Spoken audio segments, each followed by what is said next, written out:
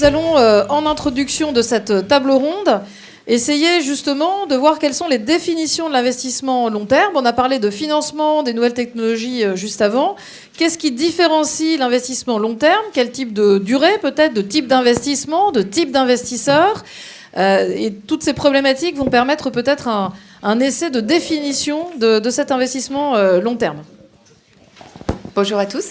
Je n'ai pas l'habitude d'utiliser des micros dans cet amphi, donc voilà. Donc bienvenue dans cette Université Toulousain Capitole qui est le lieu parfait pour introduire cette table ronde sur l'investissement à long terme, puisque rien de tel qu'une université pour expliquer justement ce qu'est l'investissement à long terme, puisque l'État, mais aussi nos étudiants, leurs parents investissent beaucoup d'argent, beaucoup de temps aussi, pour augmenter leur capital humain. Donc vraiment sur le long terme. Et ne parlons même pas de la recherche. Nous avons vu avec la première table ronde qu'il fallait vraiment y croire pour investir dans ce type d'activité. Donc en parlant de recherche, justement, les chercheurs de l'Université Toulousain Capitole s'intéressent beaucoup aux problématiques d'investissement de long terme, en partenariat aussi avec les entreprises, les régulateurs, etc. Nous avons à TSE un centre de finances durables. Et la plupart de mes collègues qui travaillent sur les sujets de l'investissement de long terme, qui sont l'un des 4 thèmes de ce centre, sont d'ailleurs à Paris aujourd'hui pour discuter de l'investissement de long terme en partenariat avec l'association Finances Durables et Investissement Responsable. Donc ils s'excusent de ne pas pouvoir être là. Donc en préparant cette table ronde, il nous est apparu assez important de poser les définitions, puisque l'investissement de long terme, c'est à la fois quelque chose qui est très simple à comprendre, mais qui couvre beaucoup de notions. Donc mon travail ce matin, ça va être de vous expliquer un petit peu, de vous reprendre ce qui paraît être des évidences, en illustrant un petit peu les problématiques qu'on peut trouver derrière les différentes définitions. Et donc la manière dont je vais organiser la chose, est que je vais parler d'une part de ce qu'est l'investissement de long terme, en couvrant 4 notions différentes: la notion de durée d'utilisation, la notion d'attente, la notion de risque et la notion aussi de responsabilité sociale. Une fois que j'aurai posé ces définitions du côté, on va dire, actif, on va passer du côté passif en essayant de regarder un petit peu quel type d'investisseur est intéressé par l'investissement de long terme et quelles sont les problématiques que ça pose. Donc, je vais commencer donc par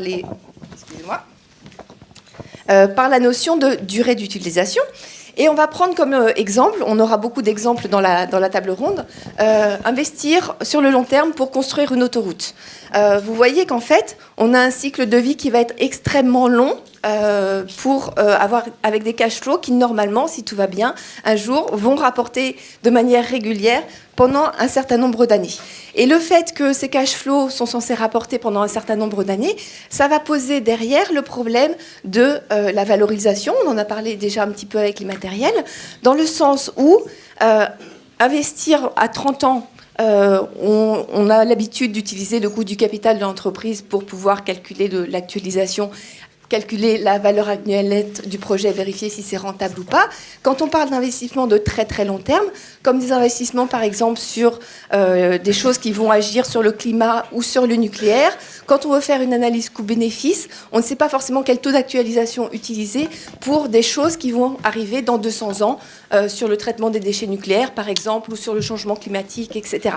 Et donc, ça pose des questions là pour les chercheurs. Christian Gaulier, qui est mon collègue à l'Université de Toulouse Capitole, travaille notamment sur ces sujets et a écrit d'ailleurs un livre qui vient de sortir sur Ethical Asset Valuation and Good Society, pour vous montrer un petit peu la manière dont des économistes réfléchissent à ces sujets de long terme. Le pendant de cet investissement de long terme, c'est qu'on voit bien que si ça rapporte beaucoup pendant longtemps, ça nécessite un investissement lourd. D'accord ? Et donc je reviendrai sur le sujet. Ça va poser notamment le problème de la question du financement de ce type d'investissement. Deuxième notion de long terme, sur la notion d'attente. Souvent, quand on fait un investissement de long terme, on va investir aujourd'hui, ça va nous coûter beaucoup d'argent et les cash flows, ils vont arriver seulement plus tard. Donc, on va avoir un délai de récupération plus élevé. Si je construis le viaduc de Millau, par exemple, ça va coûter de l'argent pendant longtemps pour construire le pont. Et tant que les deux parties du pont ne seront pas connectées, je ne vais pas pouvoir utiliser ce pont. Et donc, du coup, pour en revenir à quelle est la durée d'un investissement de long terme, à quelle échéance on appelle ça un investissement de long terme? Pour certaines entreprises, ça va être 5 ans. Pour certaines entreprises, ça va être 7 ans. Pour d'autres, ça va être 30 ans. Pour d'autres, ça va être 12 mois. On parlait notamment de toutes les jeunes pousses et dans certains domaines, etc. Avoir un investissement qui ne rapporte que dans 12 mois potentiellement, c'est quelque chose qui est un effort particulier de long terme pour ces entreprises-là.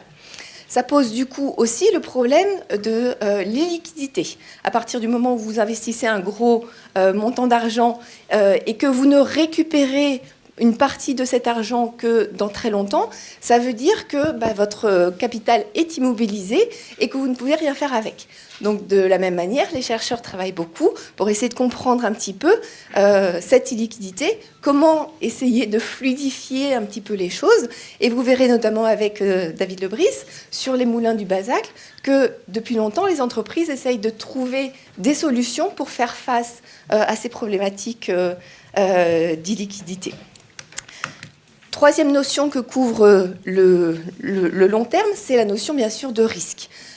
Et je dirais même plus précisément la notion d'incertitude. Donc on en a vu un petit peu avec l'immatériel, mais même dans les entreprises plus traditionnelles, je dirais, la différence entre un investissement de long terme et un investissement de court terme, c'est qu'on passe d'un monde risqué à un monde incertain. Que veux-je dire par là? Si vous prenez par exemple l'exemple d'un vignoble, la production de vin tous les ans est risquée. Ça va dépendre des aléas, de la température, du climat, de ce genre de choses. Donc très bien, mais pour ça, les entreprises ont une manière d'appréhender le risque. Les banquiers également, on va dire, oui, je vais regarder les évolutions de température, les productions les dernières années, etc. Et donc je sais qu'en moyenne, je devrais avoir ça. Si dans 95% des cas, je vais avoir une production très élevée, etc.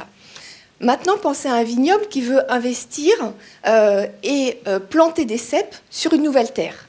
Là, le problème, c'est que, bon, je suis pas dans le domaine, mais ça prend quelques années quand même avant de pouvoir produire du vin à partir des nouveaux cèpes. Et là, si ça prend 8 ans, en 8 ans, il peut se passer beaucoup de choses. Notamment, on peut avoir un changement des habitudes de consommation des Français. On peut avoir un changement climatique avec des températures qui vont plus du tout être les mêmes qu'avant, etc. Et donc, du coup, peut se poser la question de est-ce que mon terrain est le mieux placé par rapport, par exemple, au changement climatique. Et donc là, vous voyez qu'en fait, on passe d'un monde risqué à un monde incertain parce qu'il est difficile de trouver des mesures de risque, de probabilité, etc., pour essayer de quantifier un petit peu les choses.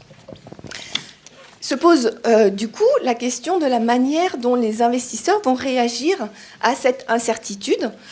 Donc déjà, on sait que les investisseurs sont averses au risque, mais par ailleurs, il existe d'autres biais cognitifs. Les investisseurs réagissent différemment, prennent des décisions différentes dans un monde incertain, et ils font preuve notamment d'aversion à l'ambiguïté. D'accord ? Et donc, à partir du moment où on parle de long terme, on passe d'un monde qu'on connaît à peu près à un monde qui est ambigu. Donc on a aussi des travaux des chercheurs pour essayer de mieux comprendre la décision dans ces contextes-là. Dernière notion que recouvre la notion de long terme, la notion de responsabilité sociale. Pourquoi ? Parce qu'à partir du moment où on investit sur le long terme, c'est moi aujourd'hui qui vais prendre la décision d'investir, mais ce n'est pas forcément moi qui vais récolter les fruits de cet investissement. Donc on pense aux générations futures, que ce soit des générations futures de managers d'entreprise, des générations futures d'hommes politiques. On a cette problématique qui est de dire, voilà, je suis prête à quelque part faire un sacrifice parce que la qualité de ma décision, personne ne pourra dire qu'elle est bonne ou pas avant que je sois moi-même à la retraite. D'accord ? Et donc, on a également à Toulouse des chercheurs qui travaillent sur la notion de quelles sont les frictions qui conduisent au court-termisme des hommes politiques ou des managers, et surtout, comment y remédier. Quelles mesures peut-on mettre en place pour essayer de remédier à ce court-termisme et de faire en sorte que les managers prennent les décisions qui soient les meilleures dans le long terme pour la population, pour l'entreprise, etc. Donc vous voyez qu'en fait, ces caractéristiques de l'investissement de long terme, ça recouvre quand même des notions quand même un petit peu différentes, un petit peu compliquées, et ça soulève des problèmes. Et donc du coup, en face, la question est quel type d'investisseur est là pour pouvoir prendre ces décisions d'investissement de long terme. Dans tous les cours de finance d'entreprise pour débutants, on dit toujours on va séparer la décision d'investissement et la décision du financement. La décision d'investissement, on va regarder un petit peu combien rapporte le projet, quel est son coût, j'actualise les flux du projet, je regarde le coût, si c'est positif, j'investis. Et par ailleurs, indépendamment de ça, on va s'intéresser à la question du financement. Quelle est la meilleure manière de financer mon projet à partir du moment où tel est le coût de mon investissement. On voit bien que, en pratique, il y a certaines caractéristiques de l'investissement de long terme qui rendent le financement plus difficile. On l'a vu dans la première table ronde avec les banquiers qui ne savent pas forcément évaluer correctement un type d'investissement qui est plus risqué, plus incertain, qu'ils ont du mal à évaluer. Par ailleurs, ce sont des investissements qui sont souvent très lourds pour l'entreprise toute seule, avec des délais de récupération très élevés. Donc, du coup, même si le banquier accepte de mettre des facilités de paiement pendant 1-2 ans, rien ne garantit que le retour sur investissement sera dans ce délai-là. Et par ailleurs, c'est un type d'investissement qui pose souvent un problème, je vous l'ai dit, à partir du moment où on a un conflit potentiel entre le fait que l'investisseur, le manager investit aujourd'hui et le bénéfice est pour les générations futures. Du coup, on peut avoir un conflit entre les intérêts de la population qui agissent comme principal et les intérêts de l'agent, le manager, l'homme politique, etc., qui a quand même en tête de se faire réélire pour un homme politique, de gagner son bonus à la fin de l'année pour un manager. Et donc, du coup, comme tout le monde n'a pas forcément le même niveau d'information, ça peut poser aussi un problème, des frictions particulières sur ce type d'investissement. Donc du coup, mes participants de la table ronde vont vous parler un petit peu de solutions concrètes, mais souvent, les personnes qu'on voit en face de ces investissements de long terme sont des investisseurs dits de long terme. On pense notamment aux États, à l'État, aux collectivités. On pense également à tous les types de fonds souverains, caisses des dépôts, BPI, etc. On pense également aux investisseurs institutionnels du type fonds de pension, assurance vie, etc. C'est-à-dire tous ces acteurs qui ont une vision, un objectif d'investissement d'au moins, on va dire, 5 à 7 ans. Quel type d'approche ont-ils ? Il peut y avoir un côté éthique, ISR, d'accord, dans ces fonds-là. Souvent, ce sont des fonds qui vont participer activement à la stratégie, c'est-à-dire qu'ils ne vont pas forcément avoir l'argent tout de suite, mais par contre, ils vont monitorer vraiment ce qui se fait dans l'entreprise pour essayer de vérifier qu'un jour, il se passera bien quelque chose. Ou alors, ça va être des fonds qui vont avoir des mécanismes de blocage de l'argent pendant un certain temps, etc. Voilà, donc maintenant, je vais laisser la parole pour les illustrations. Merci. Merci.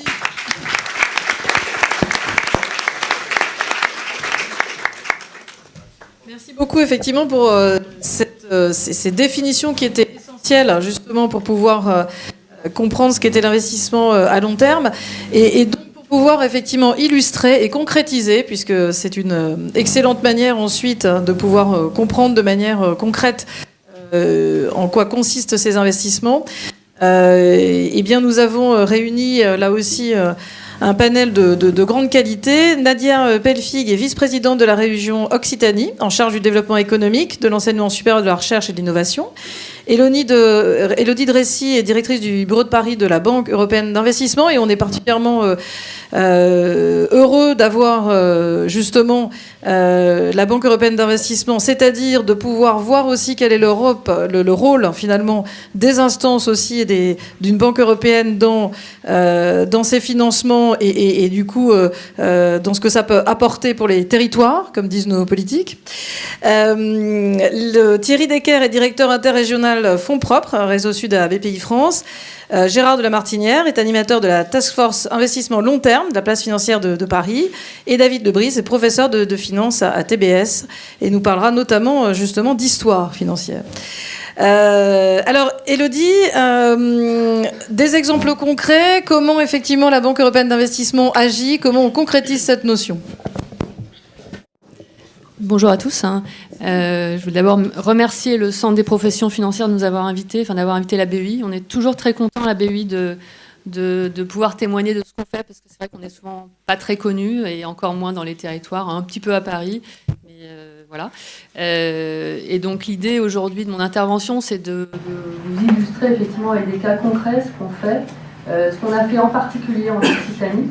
Et comment ça s'articule avec cette notion d'investissement long terme qui est vraiment dans l'ADN de la BEI. Alors j'étais un petit peu inquiète, pour être honnête, d'avoir une introduction avant un peu académique, parce que je me suis dit, ça se trouve, la définition de l'investissement long terme qui va être donnée n'a rien à voir avec la façon dont on la voit à la BEI, mais heureusement, j'ai retenu 3 points.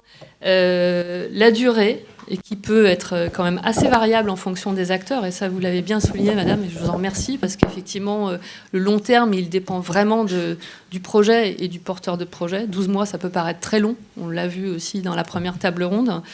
Le problème du risque et de l'incertitude, en fait, qui fait qu'un investissement peut être considéré long terme ou pas, parce qu'on peut finalement avoir des investissements long terme qui sont peu risqués. Et donc là, en l'occurrence, l'action de la BEI serait un petit peu moins légitime. Et puis, 3e point très important aussi, la responsabilité sociale. Donc pour revenir à la BEI, un petit topo rapide. La BEI, Banque de l'Union européenne, nous sommes basés à Luxembourg et non pas à Bruxelles. Et donc je suis la responsable du bureau de représentation à Paris. Bureau de représentation et bureau opérationnel, donc qui a été mis en place pour être plus en phase avec les porteurs de projets et aussi tout notre réseau de partenaires, puisqu'on a beaucoup de partenaires et j'y reviendrai. La BEI a été fondée donc par le traité de Rome, donc on a un historique du financement long terme, parce que notre ADN, c'est vraiment le financement long terme, et je dis financement à dessein, puisque c'est pas seulement l'investissement, c'est le financement, et pour nous, il y a vraiment un continuum, et on n'a pas effectivement, comme vous le signaliez aussi, madame, cette distinction entre d'un côté l'equity et de l'autre côté, enfin le capital et de l'autre côté la dette. On voit vraiment ça comme un continuum. Et donc, c'est notre ADN de financer des infrastructures. Depuis 1958, on a d'ailleurs financé de très beaux projets, quand même relativement plus récemment dans la région. Je peux citer le viaduc de Millau qui a déjà été évoqué. On a financé aussi les campus de l'Université de Toulouse et de Montpellier. Alors, je ne sais pas si cette salle-là a été financée, mais en tout cas, certains des campus. Le tramway de Montpellier, l'hôpital de Montpellier, le contournement de Toulouse. Voilà, en fait, on est quand même très présents, et ça, ce sont des gros projets d'infrastructure, même si on peut dire que l'éducation est un secteur un peu à part, mais pour nous c'est du CAPEX dans notre langage, donc ce sont des bâtiments qu'on espère les plus verts possibles, mais ça j'y reviendrai aussi. Donc ça c'est vraiment un peu notre pain quotidien et historique. Un rappel aussi de la façon dont la BEI fonctionne, puisque la BEI donc, a pour actionnaire les États membres de l'Union européenne. Il ne fonctionne pas sur des bases budgétaires, mais emprunte la totalité des fonds qu'elle prête sur les marchés de capitaux grâce à sa notation AAA, qui est donc qui lui permet donc d'accéder à des fonds à des conditions extrêmement avantageuses. N'ayant pas d'objectif de retour sur investissement, on est en mesure par rapport à nos actionnaires, on est en mesure de rebasculer cet avantage à la fois en termes de maturité et en termes de prix et en termes de prise de risque, j'y reviendrai aussi, à nos clients finaux. Donc ça, c'est un petit peu donc la partie un peu historique de la BEI. Ce qui est nouveau chez nous depuis maintenant fin 2015, c'est le plan d'investissement pour l'Europe qui a été mis en place par la commission Juncker et qui, très concrètement, se traduit par un mécanisme d'absorption de pertes sous forme de garantie, je ne vais pas rentrer dans les détails, qui a été aussi abondé en cash par la BEI, qui permet en fait de prendre plus de risques et donc de financer des projets plus risqués, et le plus souvent des investissements de long terme, puisque c'est toujours une de nos contraintes, c'est une contrainte même statutaire pour la BEI, on ne peut pas faire de court terme, tout en préservant le modèle économique de la BEI et sa capacité d'emprunt sur les marchés de capitaux. Quelques exemples des réalisations de ce qu'on a fait dans le cadre de ce plan Juncker. Ce qui est important dans le cadre de ce plan Juncker en particulier, c'est l'aspect d'additionnalité, puisqu'on ne va pas financer des projets que d'autres financent très bien sans nous. Donc, ce qui est important, c'est de faire effet de levier. Et on s'aperçoit aussi que dans nos financements, ce qui va être important, c'est un peu l'aspect label, en tout cas donner de la visibilité, puisque un autre point qui a été évoqué en introduction, c'est quels sont les acteurs du financement long terme. Donc on voit que c'est essentiellement l'État, les collectivités, les banques nationales promotionnelles, les fonds souverains, ce qui a été évoqué, et puis bien sûr les banques commerciales, mais peut-être sur un niveau de risque un peu moindre. Le rôle de la BEI, notamment au travers du plan Juncker, c'est de permettre à des investisseurs privés qui n'iraient pas nécessairement sur une classe d'actifs de s'y positionner et donc d'être un petit peu rassurés, à la fois par la prise de risque qui est faite grâce au plan Juncker, mais aussi par un label, puisque nous sommes une banque d'ingénieurs. Et donc nos ingénieurs regardent, en tout cas pour les projets que nous finançons en direct, tous les projets qu'on finance, et font cette analyse projet qui a été aussi évoquée lors de la première table ronde. Et ça permet de sécuriser les autres financeurs, les autres investisseurs. Voilà, donc quelques exemples de ce qu'on a pu faire. On finance, une de nos priorités, c'est l'efficacité énergétique et la lutte contre le changement climatique. Et dans ce cadre-là, on a financé des sociétés de tiers financement, donc qui sont des sociétés qui ont été mises en place grâce à la loi NOTRe et qui permettent d'apporter aux copropriétés, comme parfois d'ailleurs aux propriétaires individuels selon les cas, un conseil sur la rénovation énergétique de leurs bâtiments. Un conseil, un diagnostic, un conseil et un financement. Et donc c'est vraiment ce package qui permet en fait d'accélérer les investissements, puisque là on se projette vraiment dans le long terme. Il s'agit de prendre des décisions qui sont très structurantes pour son habitat. Vous savez qu'il y a d'autres aspects qui sont parfois un peu compliqués avec les copropriétés. Et donc ces STF sociétés de tiers financement permettent de gérer ces aspects-là. Et on a financé 2 de ces STF. On a d'autres, donc une en Hauts-de-France et une en Île-de-France. Et on a d'autres projets dans notre pipeline. Donc on s'aperçoit que c'est un mécanisme assez innovant et très efficace, puisque au-delà du financement pur, la dimension pour tout ce qui est investissement de long terme, ça on le voit dans beaucoup de projets qu'on finance, la dimension d'accompagnement et de conseil est essentielle. C'est-à-dire que pour passer à l'acte, il ne faut pas seulement avoir de l'argent et savoir qu'il est disponible, et savoir de préférence qu'on va pouvoir le rembourser, c'est aussi cette dimension psychologique qui est de dire on y va parce qu'on sait que c'est la bonne décision et qu'il faut la prendre. Donc c'est en cela que ce mécanisme est très intéressant. Deuxième type d'exemple, plus sur l'entreprise cette fois-ci, on accompagne l'innovation et l'usine du futur. Et donc ça, ce sont aussi des décisions de long terme qui sont prises par les entreprises. On a financé par exemple la nouvelle usine de Latécoère à Toulouse. On a financé Figeac Aéro.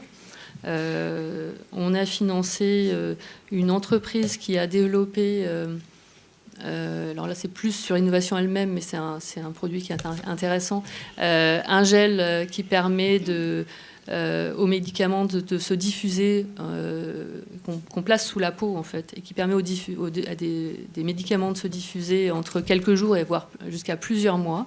Donc ça a été développé par une entreprise innovante qui s'appelle Médincel, qui est à Montpellier. C'est vraiment très, très, très intéressant ce qu'ils font. Et ils ont attiré l'intérêt d'énormément d'investisseurs, mais néanmoins, ils avaient besoin de continuer à financer leur croissance. Et donc là, on est intervenu avec un produit de quasi-fonds propres pour 20 millions. Donc ça, ce sont des investissements, des interventions et des financements directs que la BEI a fait. Et à côté de ça, on a tout un réseau de partenaires. Je l'ai évoqué tout à l'heure. On travaille en garantie, en partage de risques avec beaucoup de banques françaises, que ce soit avec BPI France, qui est un partenaire privilégié. Et donc, on partage le risque sur, ça a été évoqué ce matin, ces produits ont été évoqués en première table ronde sur le pré-innovation et le pré-amorçage. Donc, on partage 50% du risque. Ça permet de faire plus, ça permet de faire moins cher. Et ça permet surtout de prendre des risques qui n'auraient pas été pris avant. Mais on a ce même type d'intervention avec le groupe BPCE. Donc, côté Banque Populaire, c'est le produit Innové Plus. Et c'est ce dont la société Air Meca, qui est spécialisée en ingénierie de précision à destination des différents secteurs, vous avez l'air de connaître mieux que moi, monsieur, aéronautique, automobile, enfin en général, beaucoup de secteurs industriels, a bénéficié d'un prêt grâce à cette garantie donnée à la Banque Populaire de 500 000 euros. On était d'ailleurs avec Madame Pelfig il n'y a pas très longtemps donc, pour la signature de ce prêt et l'extension de la convention que nous avons avec BPCE. Donc ça, ce sont des exemples de l'action concrète de l'Europe sur le terrain et en particulier en Occitanie. Troisième point, parce que j'avais dit qu'il y avait un troisième exemple qui nous tient très à cœur, c'est le développement des instruments financiers avec les régions. Puisque, comme vous le savez, les régions sont gestionnaires des fonds européens FEDER, des fonds européens FEADER, mais aussi ont leur propre budget. Et nous développons avec les régions des mécanismes d'effet de levier pour faire en sorte que ces fonds qui, au départ, ont une nature subventionnelle, deviennent des fonds qui puissent être réutilisés, réemployés et réinjectés dans l'économie. C'est-à-dire que de plus en plus, on développe des mécanismes où ces fonds sont donc mis dans un fonds, que c'est pas des fonds FEDER ou des fonds FEADER ou des fonds régionaux. Et ensuite, la BEI fait un effet de levier sur ces fonds et donc permet de distribuer soit du capital, soit de la dette mezzanine, soit de la dette senior. On travaille très très bien avec les régions Occitanie, qui est vraiment pour nous une région en pointe sur le développement de ces instruments financiers. Et en particulier sur des nouveaux territoires. On a donc avec eux exploré le thème de l'agriculture. C'était nouveau pour la BEI. Et puis on regarde maintenant des opérations dans le secteur du tourisme. Merci beaucoup pour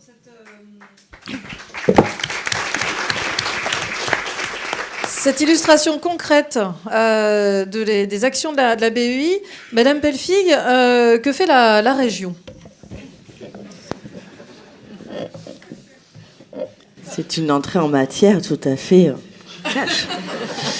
D'abord, vous remercier bien évidemment de m'avoir invité. C'est un grand plaisir de vous me donner une opportunité de dialogue avec l'ensemble de la profession financière. Alors pour beaucoup d'entre eux, on se voit assez régulièrement. Je vois des visages ici qui sont des partenaires du financement long terme également.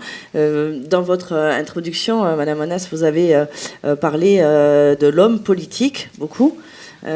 qui pourrait avoir une version court-termiste. Alors je ne voudrais pas donner une vision monolithique de l'homme politique. Je crois qu'il y a déjà quelques éléments qui permettent de voir la diversité du milieu politique.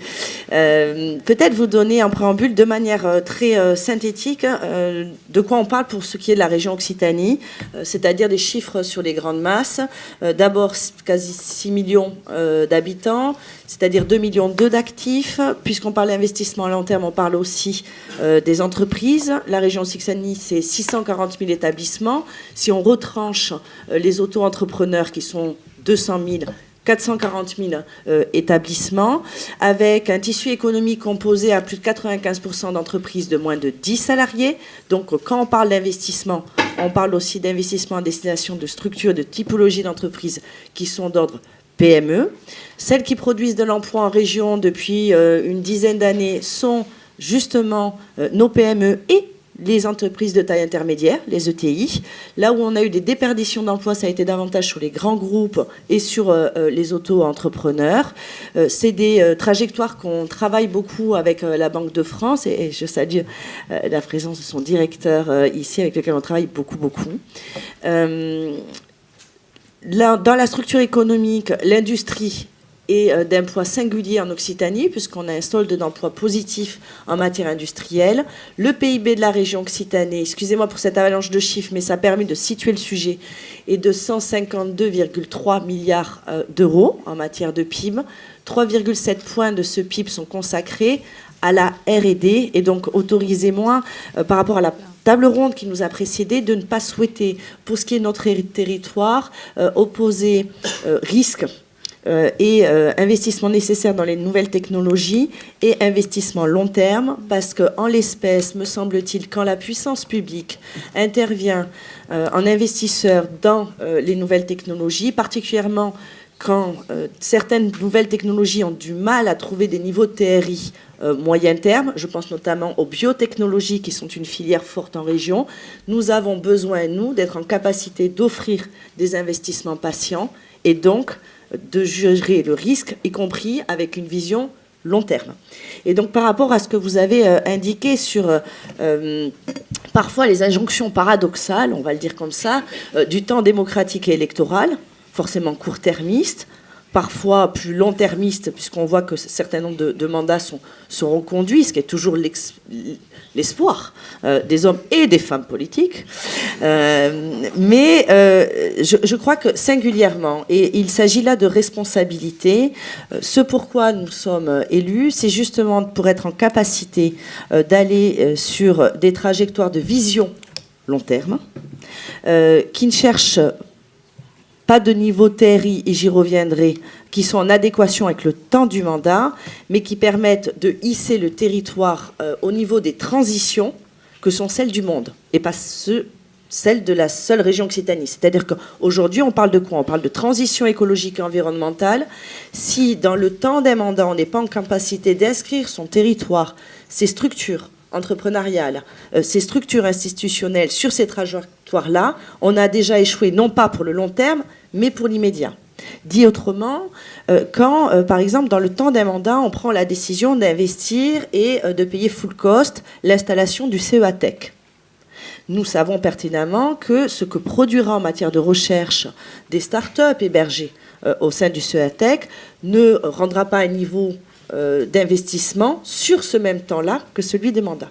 Mais que par contre, si nous n'avions pas contribué à l'installation du CEATEC, si nous n'avons pas engagé des travaux et des financements à destination du LITEN, qui est la dimension du CEATEC qui investit sur les énergies renouvelables, alors nous prendrions le risque de structurer notre écosystème en matière, par exemple, de véhicules autonomes. Je fais le détour par là pour que vous compreniez bien notre vision et ce qu'est notre stratégie. Aujourd'hui, sur Toulouse particulièrement, nous accueillons le centre de R&D de Continental. Pour accueillir ce centre de R&D de Continental, il a fallu une décision du board de Continental, dont vous savez qu'il est binational, allemand et français. Qu'il fallait donc être incitatif à destination du board pour qu'il prenne cette décision. La région Occitanie a décidé d'être volontaire et nous avons injecté 5 millions d'euros pour favoriser l'accueil de ce centre de R&D. Dans le même temps, nous avons accompagné l'installation de Renault Software Lab, lieu et place de Motorola, que vous avez connu ces stratégies. Si nous sommes incitatifs sur le développement des véhicules électriques et autonomes, et que dans le même temps, nous ne poussons pas les moyens de recherche sur ce qui constitue le cœur de l'activité des véhicules électriques et autonomes, à savoir les batteries. Or, nous savons aujourd'hui que la production de batteries lithium-ion se fait dans d'autres territoires, non pas simplement d'Occitanie, mais que celui de la France et que celui de l'Europe. Et qu'à cette étape, si nous avons des véhicules autonomes plus nombreux, parce que nous pensons que c'est nécessaire à la transition énergétique, alors nous avons un sujet sur ce qui est bon pour la transition énergétique et ce qui serait moins bon en matière de souveraineté industrielle, nationale ou européenne. Et donc nous devons aussi engager des travaux avec le LITEN, qui est responsable aussi de la souveraineté nationale et industrielle. Quand nous sommes un territoire industriel avec un fort taux de R&D, nous ne pouvons pas, du coup, lier les investissements long terme qui nous permettraient d'avoir des trajectoires plus favorables sur les conséquences industrielles des choix que nous engagerons maintenant. Donc, vous dire que, bien sûr, nous veillons toujours à ce que l'investissement long terme puisse trouver une illustration aussi à court terme, palpable pour nos concitoyens et nos entreprises qui sont aussi nos concitoyens.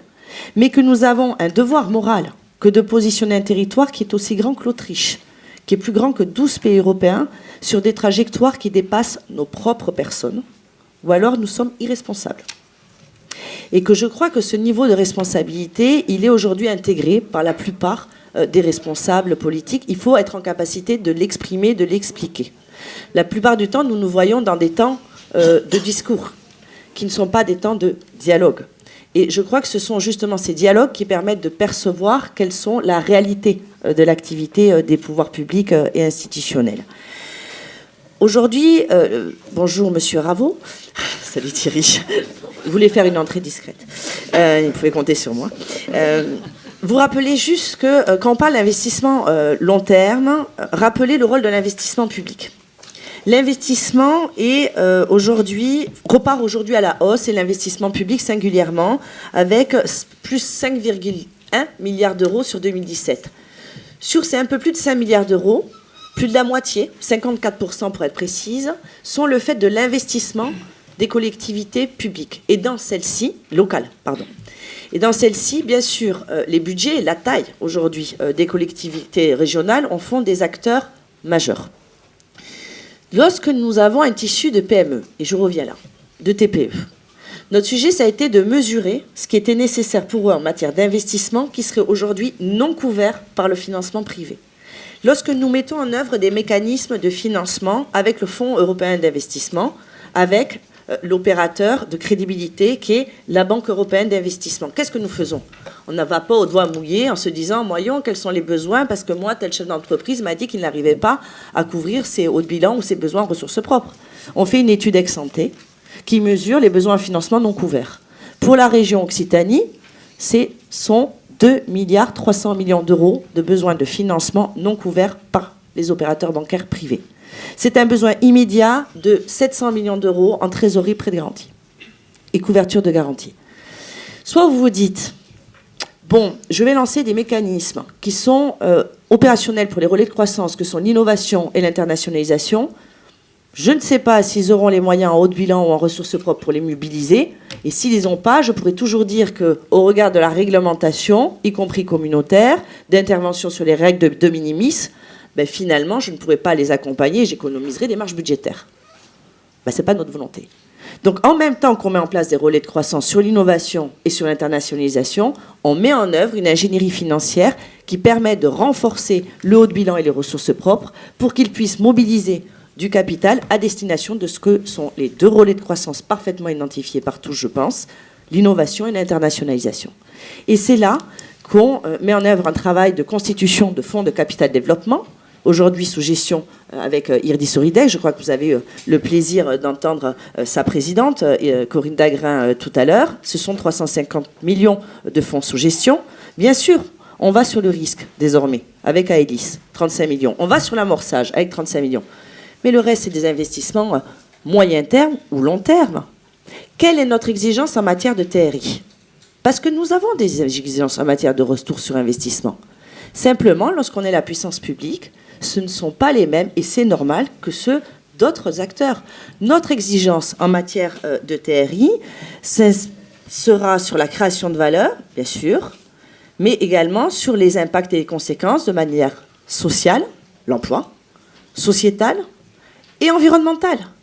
Donc, bien évidemment que nous avons une exigence de retour sur investissement. Et lorsque nous avons des dividendes avec des comptes de résultats particulièrement bons, et je dois les saluer pour cette année singulièrement, mais le choix de la puissance publique, c'est de réinvestir ces dividendes, soit pour accroître sa part en matière d'investisseurs publics et faire tourner les liquidités pour avoir un deal flow qui reste dynamique, avec des exigences qualitatives en matière de TRI sociaux, sociétaux et environnementaux plus élevés qu'ils ne l'étaient encore auparavant.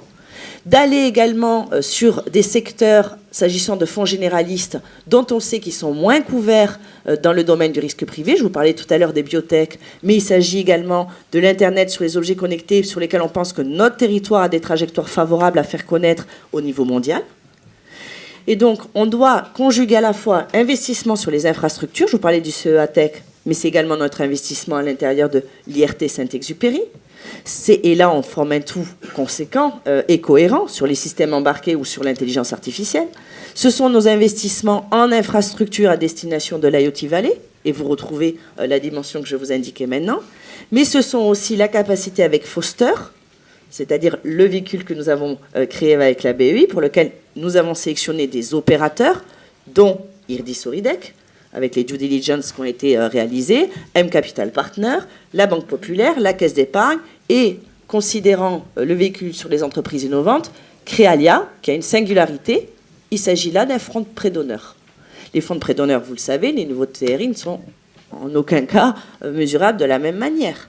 Et là, nous faisons en sorte d'avoir des souscripteurs privés aux côtés des souscripteurs publics, mais qui maintiennent un fonds de prêt d'honneur à taux zéro, avec des tickets qui vont jusqu'à 100 000 euros, sans garantie personnelle. Cet ensemble-là doit être en capacité, avec 143 millions d'euros en capital, d'injecter avec des effets leviers qui sont mesurés strictement, entre 10 et 12,5 au maximum, pour financer 6 000 PME et injecter 1 milliard d'euros de liquidités sur le territoire d'ici la fin du mandat. Le retour sur investissement sera postérieur à la fin du mandat, vous l'avez compris. Mais nous devons poser les lignes d'ici la fin du mandat. Est-ce que ces chiffres sont perchés? Non. Dans Foster Est, c'est-à-dire ancienne partie Languedoc-Roussillon, aujourd'hui lancé il y a 1 an, ce sont 1500 financements, destination de 1500 établissements qui ont été lancés avec un ticket moyen de 300 000 euros. Donc l'objectif de 6 000 entreprises PME sera tenu. Donc ce que je vous explique là, c'est que pour nous, l'investissement à long terme, bien sûr, il doit s'inscrire dans des efficiences qui peuvent être illustrées auprès de nos concitoyens et nos entreprises, d'où le soutien au financement des entreprises, en fonds propres ou quasi-fonds propres. En l'occurrence, Foster, c'est un fonds de fonds, pour les amoureux des termes financiers. On intervient, du coup, en quasi-fonds propres via d'autres véhicules.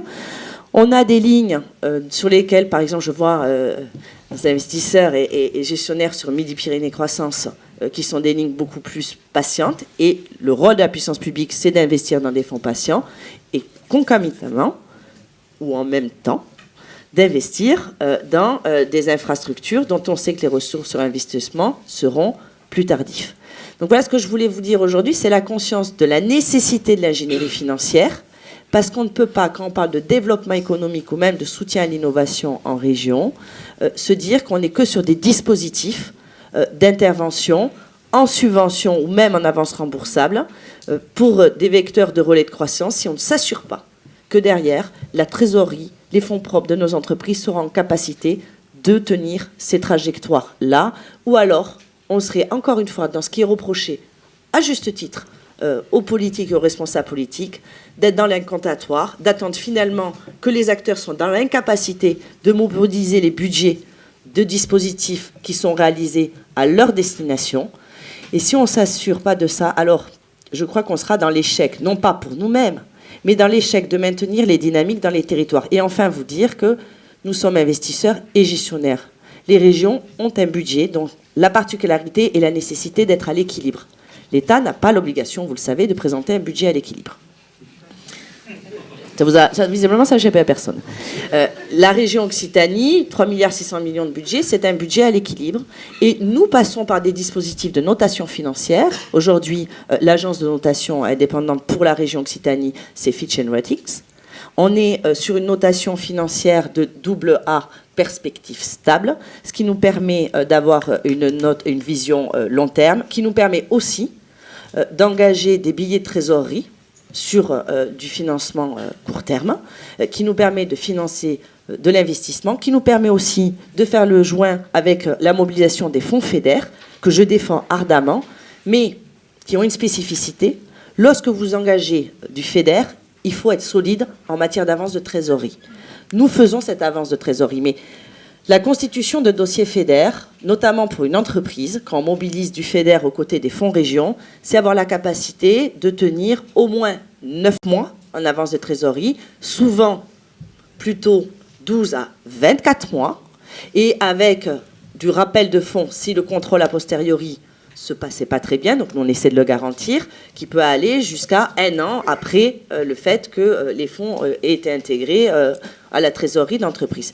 Et donc, notre rôle, c'est aussi d'avoir la trésorerie nécessaire pour couvrir ces investissements-là, qui sont des effets leviers majeurs. Et si nous n'avions pas du FEDER, bien évidemment, nos investissements ne seraient pas à la même hauteur aujourd'hui, et on ne serait pas en capacité de garantir 2 milliards d'injections de liquidités dans l'économie réelle, parce que je voudrais aussi, même si ici nous sommes devant un public averti, quand on parle de fonds d'investissement, quand on parle de fonds, nous ne parlons pas de fonds spéculatifs. Quand on parle d'investissement, on parle de fonds d'investissement dans l'économie réelle, et je conclurai ici, vous savez, il y a un faux débat dans le monde politique, mais il y a souvent des faux débats dans le monde politique, et visiblement parfois une vision un peu fantasmée ou erronée du monde politique aussi. Il est aussi dans sa diversité, que je vous demande de remarquer. Moi, je n'amalgame pas tous les piliers du financement, mais je souhaite que vous dissociez aussi l'intervention politique. Ce faux débat, il est souvent, il plaît beaucoup aux médias, entre ancien monde et nouveau monde. Ce débat est finalement très peu intéressant. Nos concitoyens vivent dans un monde qui est juste réel.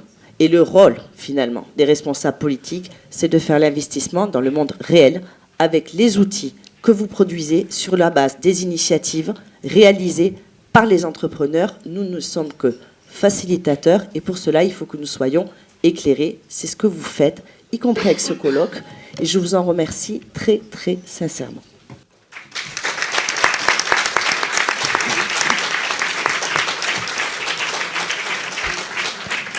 Merci beaucoup. Et en fait, on a cette notion justement de complémentarité entre les actions privées et publiques qui sont particulièrement importantes.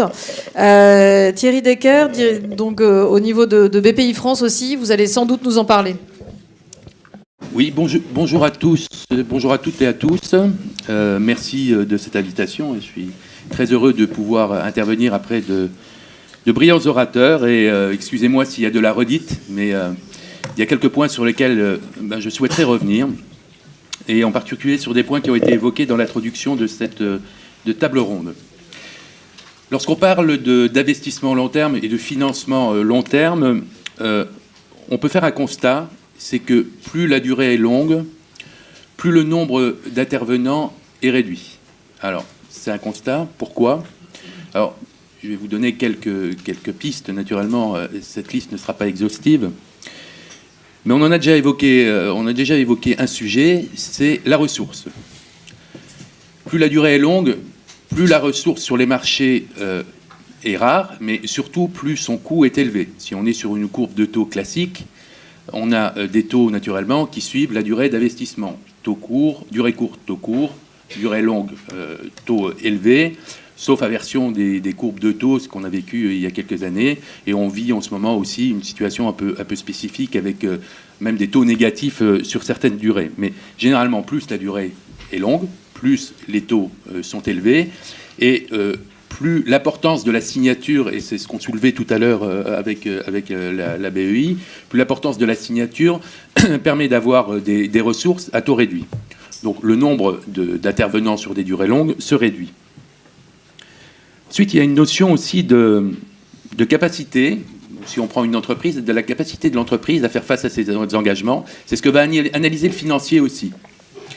Donc il est bien certain que si vous mettez un financement en place, c'est pour une espérance de gain, mais aussi pour être au minimum remboursé de votre investissement.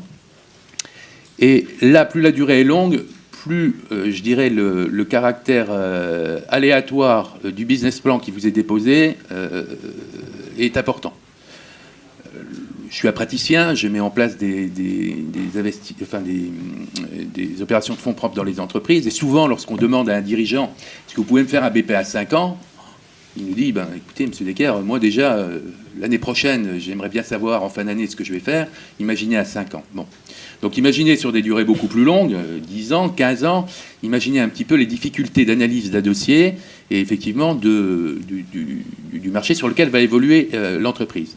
Le marché, j'y arrive. On a tous dans nos poches, je pense, ce genre d'outil, voilà, qui est devenu quasiment indispensable et on a l'impression de l'avoir eu depuis toujours. Or, je vérifiais encore tout à l'heure, pour ne pas dire de bêtises, le premier iPhone, donc on peut parler de la naissance du smart, est sorti en 2007. C'était hier. Et là, on parle de nous couper nos lignes fixes à la maison qui n'ont plus d'utilité. Qui aurait dit en 2006 que le marché de la téléphonie allait évoluer de cette façon et qu'on allait vivre un tel bouleversement? Donc, ce qui est vrai là pour cet exemple-là est vrai quasiment pour toutes les entreprises. Tout va de plus en plus vite. Donc, analyser une entreprise à 5 ans, c'est déjà compliqué, mais plus la durée va être longue, plus cette difficulté va être importante. Ensuite, on l'a évoqué aussi, je voudrais revenir sur le TRI, le retour sur investissement. Alors, plusieurs notions là. Il y a effectivement le taux. Alors, suivant qu'on soit dans une mission d'intérêt général, comme les interlocuteurs qu'on vient d'avoir et comme la BPI, le taux de retour sur investissement n'est pas le même que si on est un investisseur privé. Mais il y a des composantes qui restent toujours les mêmes. Dans un taux, on a quoi? On a le risque de perte sur l'opération. On doit couvrir le risque des opérations, par contre, qui se déroulent mal. On a les coûts d'exploitation des structures. Et on a le gain qu'on espère générer et le profit qu'on espère réaliser. Le profit n'est effectivement pas le même pour les collectivités locales, territoriales, pour la BEI, la Caisse des dépôts, on y reviendra, que pour des investisseurs privés. Mais il est clair que nous gérons aussi des deniers publics, nous gérons les impôts des contribuables, et à partir de ce moment-là, nous ne devons pas utiliser aussi ces sommes pour les dilapider sur des projets où effectivement les risques de retour sur investissement sont nuls. Donc, chose importante. Enfin, donc, nous devons analyser aussi le risque des opérations, et dans certains cas, certains investisseurs ou financiers, je parle là au sens large du financement, analysent aussi la capacité de couvrir le risque de l'opération qu'ils mettent en place. C'est-à-dire, là je vais revenir non pas sur du haut de bilan, mais je finance un immobilier, je prends une hypothèque, certes j'ai une bonne couverture de mon risque. À côté de ça, je vais financer un nantissement de titres dans le cadre d'une opération de transmission. Malheureusement, en cas de défaillance, tout le monde sait qu'une couverture de risque avec un nantissement de titres, c'est quasiment une opération blanche et nulle. Donc, toutes ces considérations rentrent en ligne de compte, et plus la durée est longue, naturellement, plus ces notions sont importantes à prendre en compte et rendent l'appréciation d'un dossier d'investissement ou de financement délicate. Maintenant, si vous permettez bien, je vais revenir sur le sujet du haut de bilan. Alors, on l'a déjà abordé tout à l'heure avec Corinne Dagrin, Irdis Oridec, et j'ai le plaisir aussi de saluer Jean-Bernard Sausset de MPC dans la salle, Bruno de Cambière, qui sont des professionnels du haut de bilan. Pour dire tout d'abord en 2 mots ce que fait BPI France dans le domaine, on a beaucoup parlé de BPI France, alors je prends simplement 5 minutes pour expliquer les modalités d'intervention. Donc BPI France intervient de 2 façons en haut de bilan. Au niveau du capital, il intervient en direct, c'est ma partie, j'y reviendrai, et en fonds de fonds. Alors le fonds de fonds, c'est quoi? C'est que BPI France intervient en France dans plus de 200 fonds, voilà, qui sont en gestion et apportent donc des fonds sur des thèses d'investissement différentes. J'ai le plaisir de dire que sur Occitanie, nous intervenons dans 11 fonds, et dans ces 11 fonds, la région est présente dans 6 de ces fonds. Voilà. Et nous intervenons, tout à l'heure, Corinne Dagrin parlait d'Irdis Oridec, nous intervenons naturellement dans Irdis Oridec, nous intervenons aussi dans IXO et dans d'autres fonds, régionaux. Voilà. Je vais aussi faire une petite cartographie de comment fonctionnent les fonds. Parce que tout à l'heure, j'ai entendu des questions. J'ai entendu aussi le chef d'entreprise, Laurent Latorce, là, qui parlait un petit peu de ces problématiques.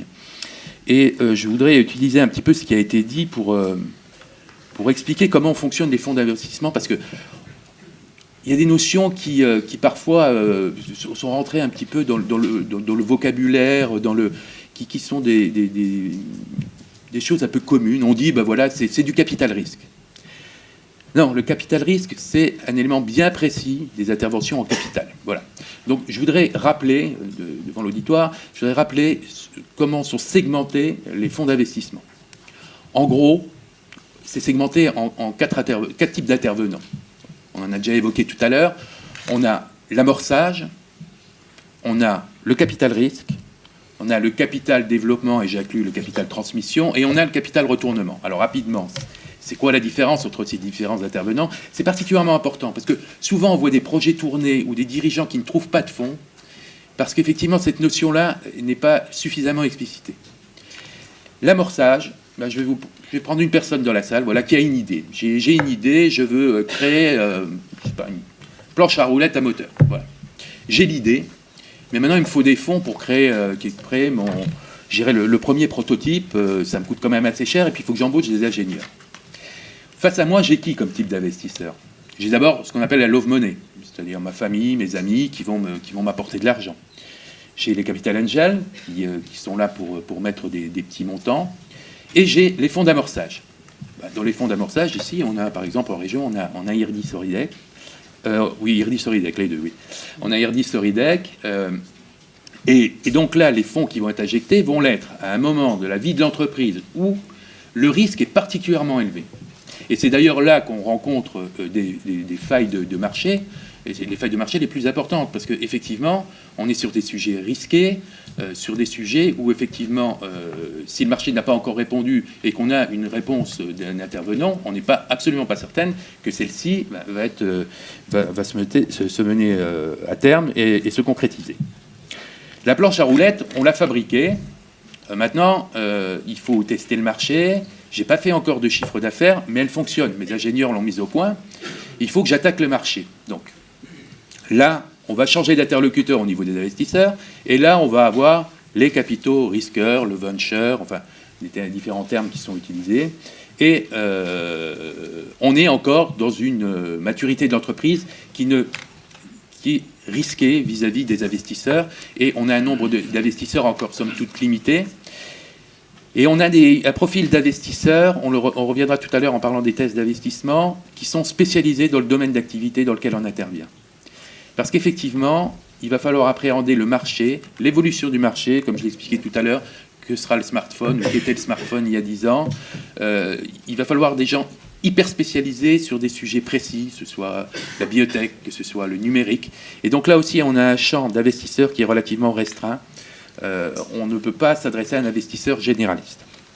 Enfin, on a la catégorie la plus classique des investisseurs, que je représente, le capital développement et transmission sur des entreprises matures qui ont des projets d'investissement donc, ou de développement par acquisition de sociétés ou par acquisition de matériel et qui ont un projet identifié. Donc il est quand même plus facile d'intervenir sur une société mature qui a un projet de développement, quoique le développement, contrairement à ce qu'on peut croire, ça peut être aussi très risqué. Il faut gérer son développement, et gérer son développement, c'est pas toujours évident.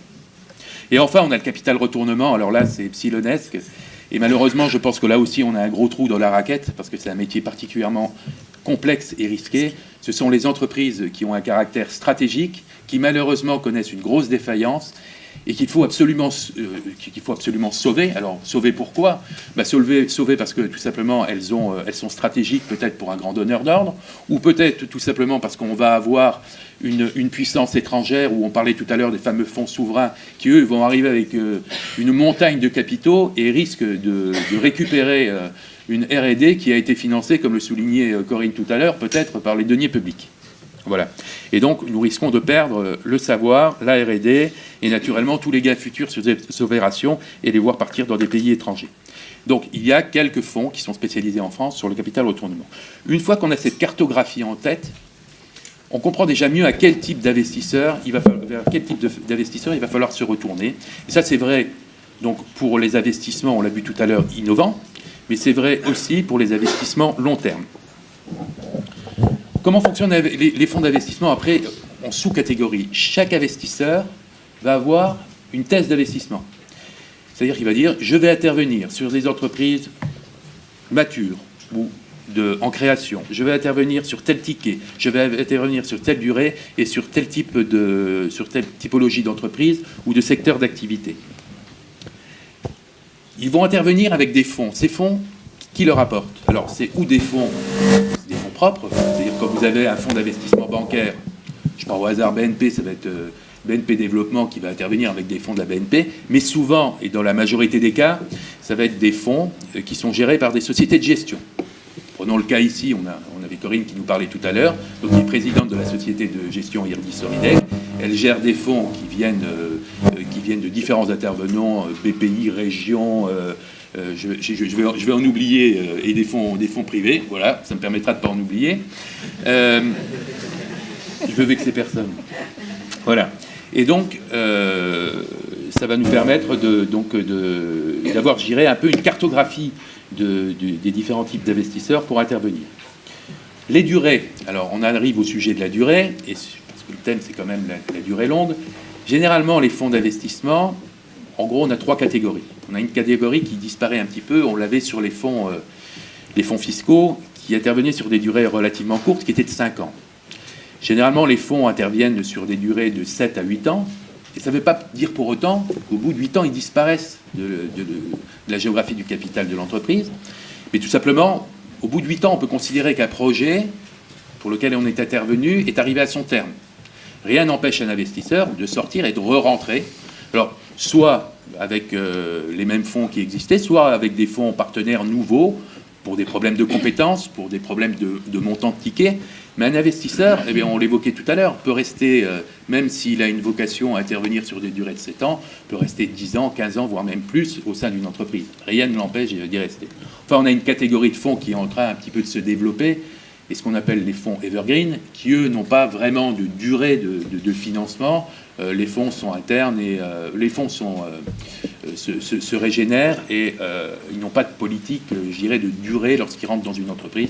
Mais même lorsqu'on a une politique, je dirais, de durée à 5-7 ans, on sait pertinemment que si l'entreprise se développe, si l'entreprise effectivement atteint ses objectifs, si le fit avec les chefs d'entreprise passe bien, on restera dans l'entreprise aussi longtemps que possible. Merci beaucoup. Comme nous avons un tout petit peu décalé, si les 2 derniers intervenants de la table ronde, Gérard de la Martinière et David Lebris, vous pouvez prendre juste quelques minutes et donc dire l'essentiel, ce serait fabuleux. Monsieur Lamartine. Je vais essayer.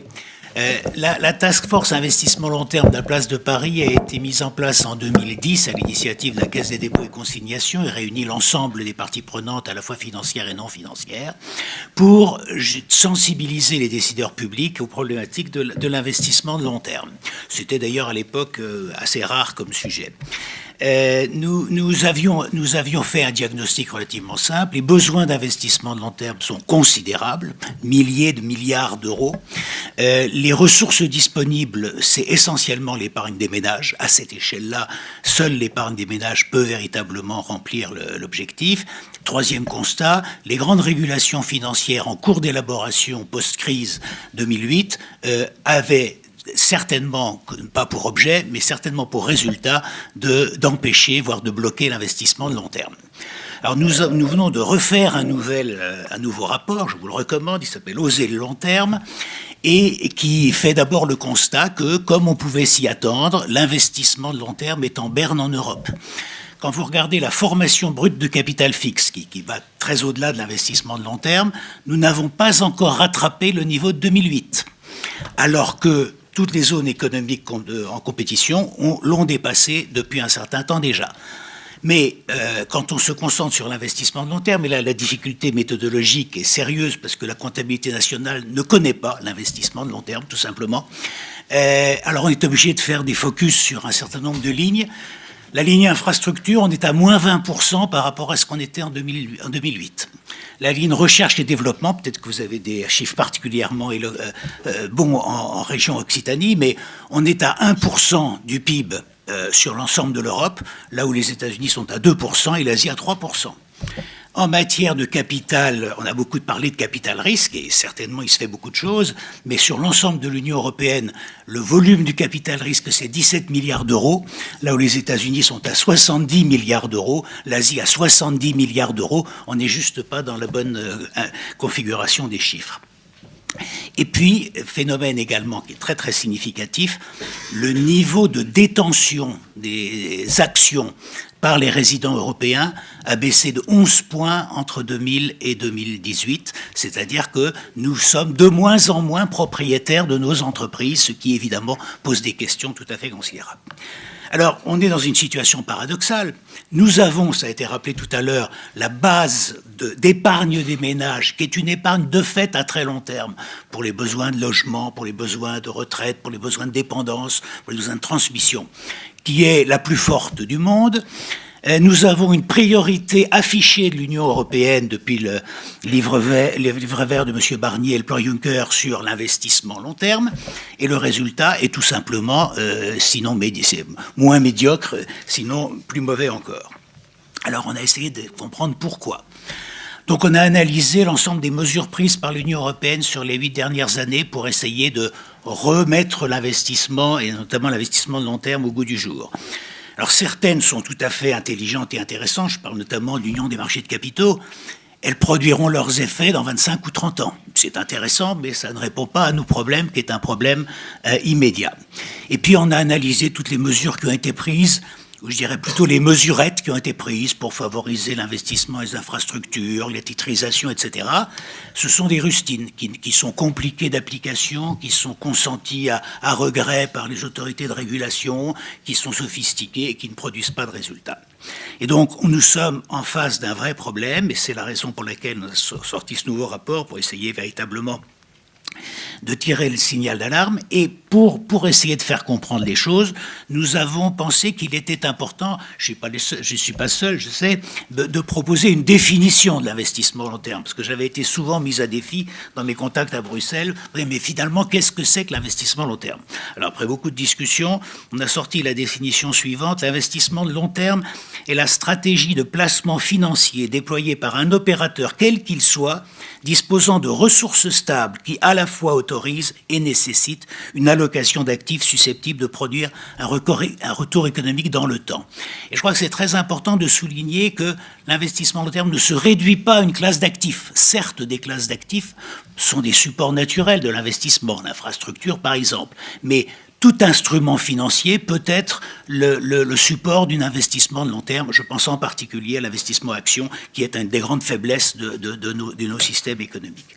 L'investissement de long terme n'est pas lié à un type de passif. Certes, un fonds de pension est typiquement un investisseur de long terme, mais la plupart des acteurs économiques peuvent avoir des ressources longues, en partie à leur bilan, et ces ressources longues pourraient être utilisées pour de l'investissement de long terme si la régulation ne l'empêchait pas.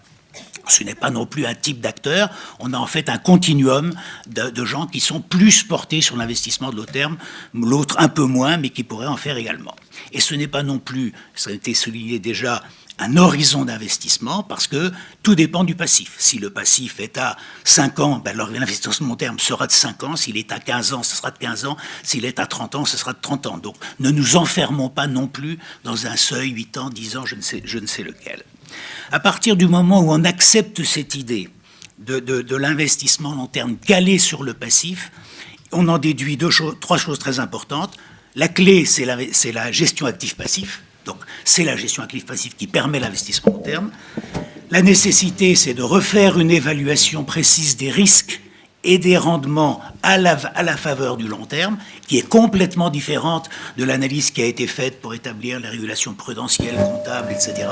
Et la troisième, c'est la mesure de la valeur à long terme, qui évidemment remet en cause complètement les normes comptables qui ont été adoptées ces dernières années. À partir de là, nous établissons un certain nombre de recommandations dont nous espérons qu'à la faveur des nouvelles élections, des nouvelles commissions, nouveaux parlements, on arrivera à convaincre les autorités européennes qu'il faut véritablement reprendre en main la problématique du long terme dans une approche globale et cohérente, au lieu de la traiter par ignorance ou par exception, comme ça a été fait jusqu'à maintenant. Merci beaucoup et d'avoir été aussi synthétique. Pour terminer cette table ronde, quelques minutes seulement, mais nous allons, avec David Lebris, voir comment l'histoire permet aussi de comprendre le présent. Voilà, je vais vous faire du long terme rapide. Donc, et je vais essayer de vous faire du long terme dans le long terme, en essayant de voir quels sont les cas de financement de long terme qui ont bien fonctionné dans l'histoire. Parce qu'on a eu un âge d'or du long terme, du financement de long terme. C'était le 19e siècle, où on a financé toute une série d'équipements qui ont fait la modernisation avec des financements de très long terme. C'est le cas notamment des chemins de fer. Les chemins de fer se sont financés en émettant des obligations qui avaient une durée de vie équivalente à celle de leur concession, donc en général 90-99 ans, et qui étaient amortissables pour qu'à la fin de la concession, toute la dette soit remboursée. Ce qui est intéressant aussi éventuellement pour les financiers actuels, c'est qu'à l'époque, ils amortissaient également le capital. L'idée, c'était qu'à la fin de la concession, on devait avoir aussi remboursé les actionnaires initiaux. Et donc, on tirait au sort des actions aussi chaque année. Et donc, rapidement, on avait deux types d'actions. Des actions qui avaient déjà été remboursées et des actions pas encore remboursées qui, du coup, touchaient des flux différents. Un autre financement de long terme à la même époque, donc il y a eu les chemins de fer, mais il y a eu toutes les entreprises sous concession, les canaux, bien sûr, le canal de Suez, les tramways, les ports. La plupart des infrastructures ont été financées sur le même modèle. Un autre grand cas de financement de long terme de l'époque, c'était le financement immobilier, avec le crédit foncier qui a financé quasiment tous les immeubles haussmanniens qu'on connaît dans nos villes aujourd'hui. Et le crédit foncier avait une définition du long terme et du court terme qui peut nous faire réfléchir, parce qu'à l'époque, les prêts à court terme du crédit foncier, c'était moins de 20 ans, qui étaient prêtés en prêt in fine sur la base du capital du crédit foncier. Et par contre, les prêts les plus importants, la grosse activité, c'était des prêts hypothécaires qui étaient sur 60 ou 70 ans. Et qui étaient, là aussi c'est intéressant pour les banquiers, qui étaient financés par des obligations émises sur la même durée. Et donc il n'y avait aucune transformation, on ne transformait pas du court terme en long terme. Le crédit foncier n'avait aucun risque de transformation. Et donc on pouvait même d'ailleurs rembourser son prêt si on voulait par anticipation en achetant des obligations et les rendant à la banque. Enfin, c'était une structuration comme ça, sans aucun risque de transformation. Qu'est-ce qu'on a eu d'autre ? Alors bien sûr, il y avait l'État qui s'endettait quasiment exclusivement sous forme de rente perpétuelle jusqu'à la Première Guerre mondiale. Donc là aussi, un long terme évident. Si on remonte un peu plus loin dans le temps, on avait aussi sous l'Ancien Régime, quand on vendait un bien immobilier, on pouvait soit le vendre contre argent comptant, soit contre une rente perpétuelle. Et c'était très fréquent de vendre contre une rente perpétuelle, et après l'ancien propriétaire, donc détenteur de cette rente, pouvait la revendre à quelqu'un d'autre, et on a comme ça des rentes qui ont été payées pendant des siècles. Et si on remonte encore un peu plus loin, même peut-être à l'origine de la finance, les premiers cas d'outils financiers un petit peu structurés, c'est des dettes publiques en Italie qui sont aussi perpétuelles. Ça va être un pariage sur le sel, par exemple, à Gênes, qui va fournir de l'argent à la commune en échange de revenus perpétuels gagés sur la taxe sur le sel. Donc si on essaye de voir... Alors bien sûr, il y a le BASAC, que tout le monde connaît, je pense ici, qui là aussi, pendant 600 ans, a été financé plutôt en fonds propres qu'en dette, là, mais et ça a très bien fonctionné. Et donc si on essaye de voir quelles sont les caractéristiques communes à ces financements de long terme qui ont fonctionné, on voit qu'il y a deux choses. Il y a d'abord un actif qui a une durée de vie longue. Donc typiquement pour l'immobilier, c'était très cohérent de financer sur 70 ans des immeubles haussmanniens, parce que leur durée de vie était au moins de 70 ans. 150 ans plus tard, ça continue à générer des flux importants, donc c'était très cohérent, alors qu'aujourd'hui, le crédit immobilier est plutôt un prêt personnel qui est lié à l'emprunteur, pas vraiment au bien. Donc il y avait la durée, bien sûr, et il y a aussi des flux récurrents. Tous ces cas de financement de long terme ont en commun d'avoir des flux très peu risqués. Et donc, c'est pas le besoin important de financement qui va faire le financement de long terme réussi, parce que, par exemple, taxer à l'entrée du port de Gênes des marchandises, ça ne demande pas beaucoup d'investissement. Par contre, ça permet de mettre en place des financements de long terme parce qu'on a de la durée et des flux sans trop de risques. Ou d'autres activités comme les activités minières qui demandent aussi beaucoup d'investissement et qui ont un certain horizon long quand même, parce qu'en général, on peut prévoir une extraction pendant longtemps, ont rarement donné lieu à des financements de long terme parce que là, pour le coup, les revenus sont très volatiles, sont très risqués. On a des coûts fixes importants et après, c'est le prix des matières premières qui va faire ou pas la rentabilité. Donc, point commun, des flux récurrents et de long terme. Autre point commun dans ces succès des financements de long terme, c'est la stabilité de la monnaie.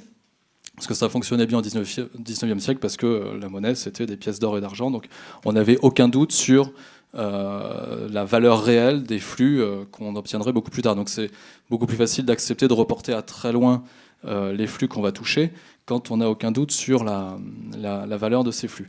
Et donc ça va disparaître avec l'inflation des 2 guerres mondiales. Et au lendemain de la Seconde Guerre mondiale, plus personne n'accepte de s'engager sur une durée un peu longue.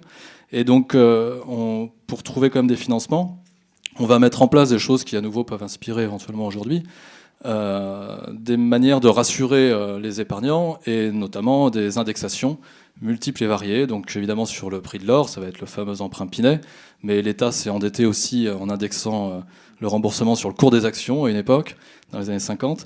Et puis les entreprises notamment publiques, vont trouver toutes sortes de moyens d'attirer quand même les épargnants, donc en indexant sur la quantité d'électricité produite, sur la productivité des mineurs, ou peut-être le cas le plus créatif d'un point de vue financier, c'était des obligations SNCF qui étaient émises en kilomètres voyageurs.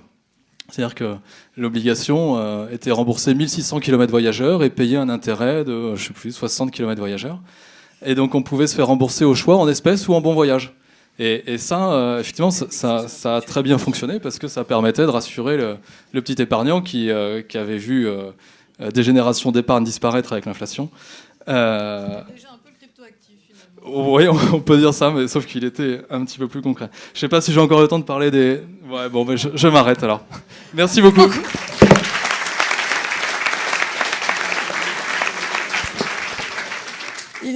Donc effectivement, nous remercions l'ensemble des orateurs de cette table ronde, parce que les sujets étaient intéressants et aussi la définition assez difficile. Nous allons passer donc à Thierry Raveau, qui va avoir le grand challenge de faire en 5 minutes l'intervention qui était prévue en un quart d'heure avant de laisser la place à Jean Tirole. Merci beaucoup.